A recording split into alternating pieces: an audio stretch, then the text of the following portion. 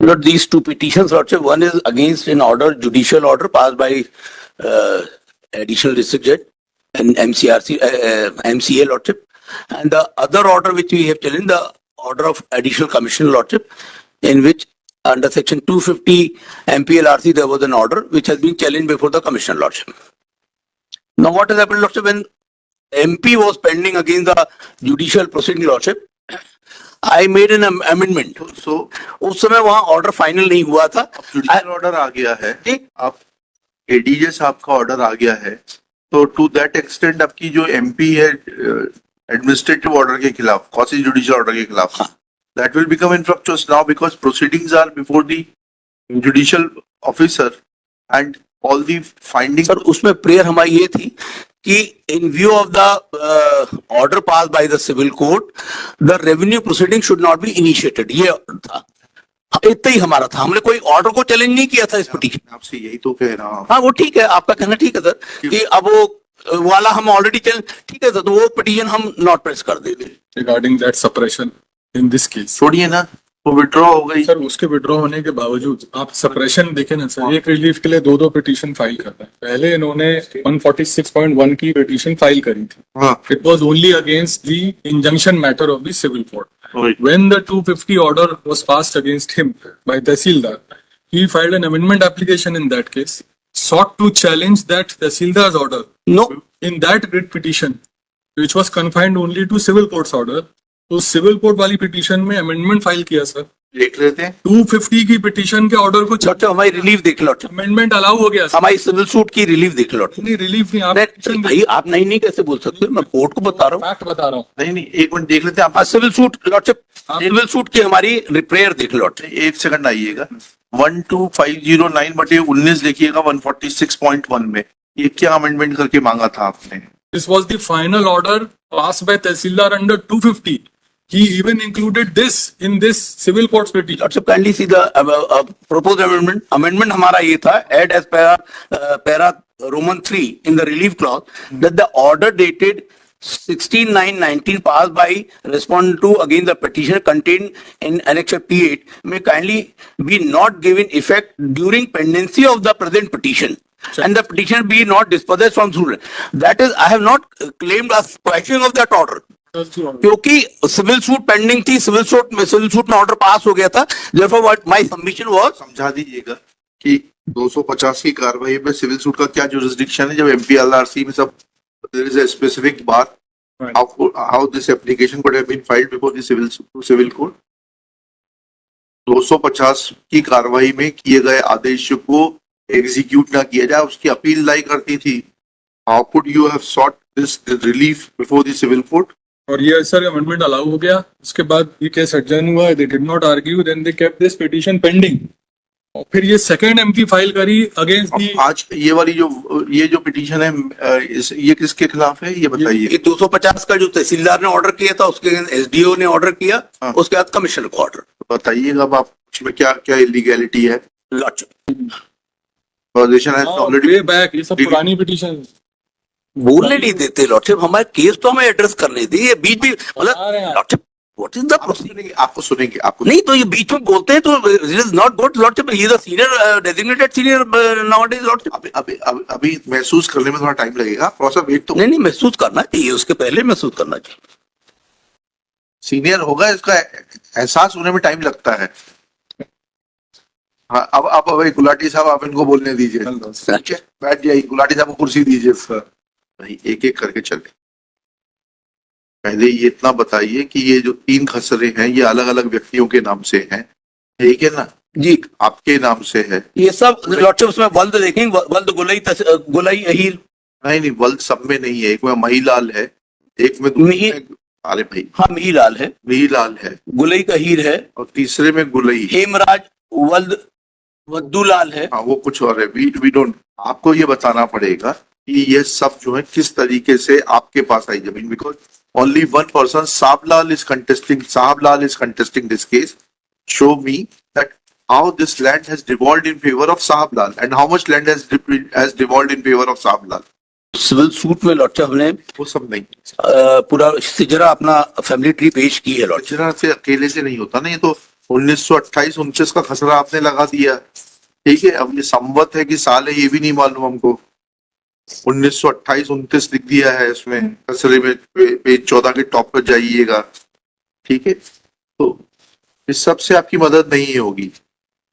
First you establish your title and the extent of your title in relation to these khasra numbers, then we will proceed further. Let me give a week's time, Lord. I will furnish all the document. हाँ? Civil suit में सब पेश किए। Civil suit में page 55 में finding in the against him title की, वो पढ़ लेते हैं। And he has withdrawn that petition now. अरे अभी अभी अभी साइन कहाँ किया ऑर्डर? नहीं, इतना पर ठीक है पेज 55 जी सर। एनेक्चर P3 का पार्ट है 55 sir. This is the injunction order which G3 में तो नहीं है भाई उसमें। नहीं, इन द सेम आइटम 146 में।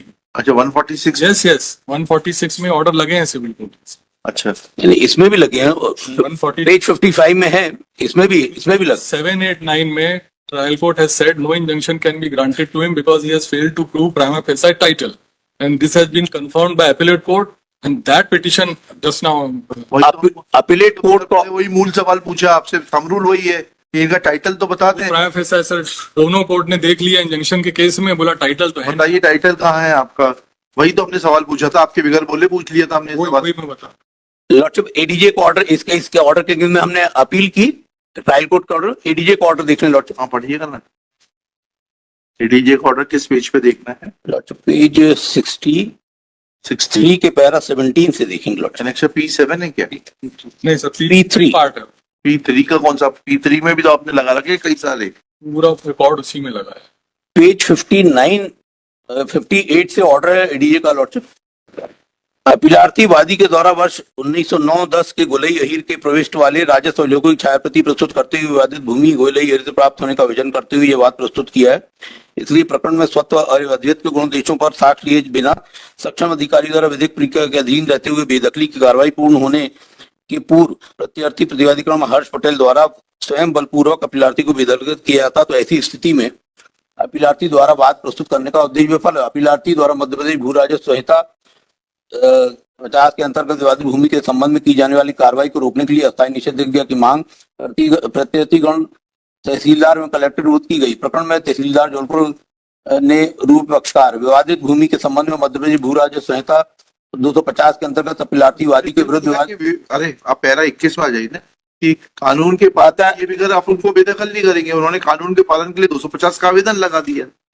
ये थोड़ा आपको ब्लैंकेट स्टे थोड़ा है कि आप किसी भी तरीके से उन्हें बेदखल नहीं करेंगे। उन्होंने कहा पैरा 21 में लास्ट लाइन पढ़ लीजिए, वादी को विवादित भूमि से बलपूर्वक अस्थायी निषेध किया था कि यह बात लंबित रहने के दौरान विधिक प्रक्रिया के विपरीत जाकर, अब आप बता दीजिए 250 की कार्रवाई विधिक प्रक्रिया के विपरीत है।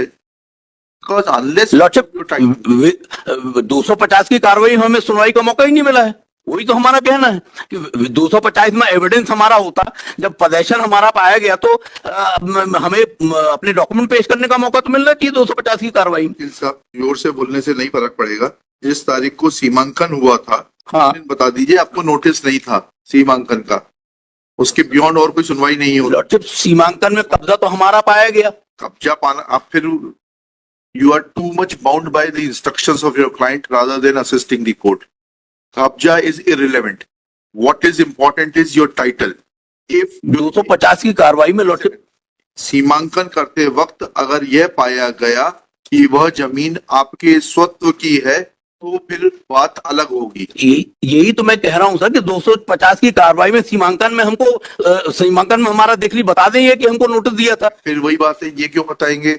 आप बताइए, आप सीमांकन की कार्रवाई को आपने कब चुनौती दी? नहीं करी।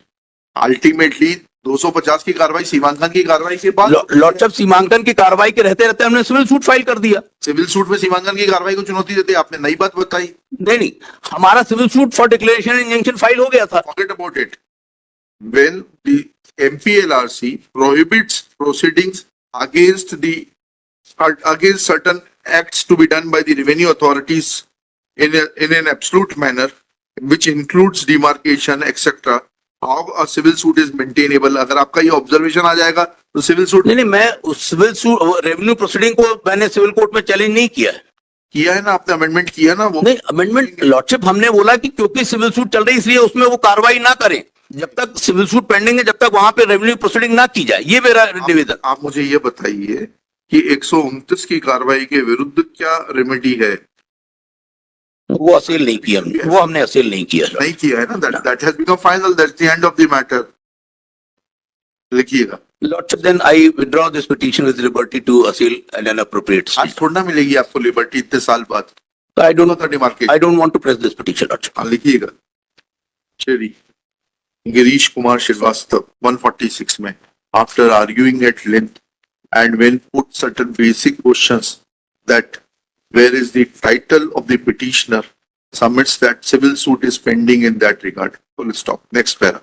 When Shri Girish Kumar Srivastava is directed to show from record that when did he assail the proceedings under section 129 of MPLRC, he submits that he had filed a civil suit. Full stop. However, he is not in a position to convince this court that proceedings under section 129 MPLRC can be assailed before the civil court, dehors the provisions contained in MPLRC barring jurisdiction of civil courts in certain matters. Full stop. Then, when he is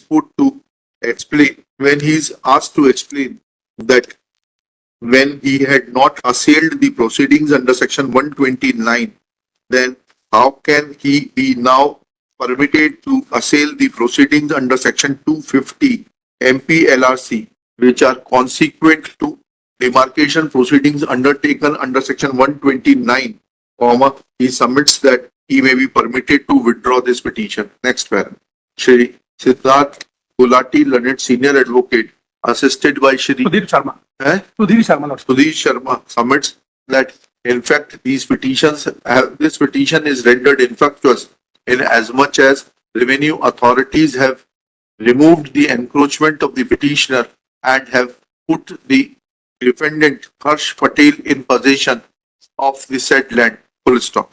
In view of such facts being taken on record, petitioner is allowed to withdraw his petition. Accordingly, it is dismissed as withdrawn.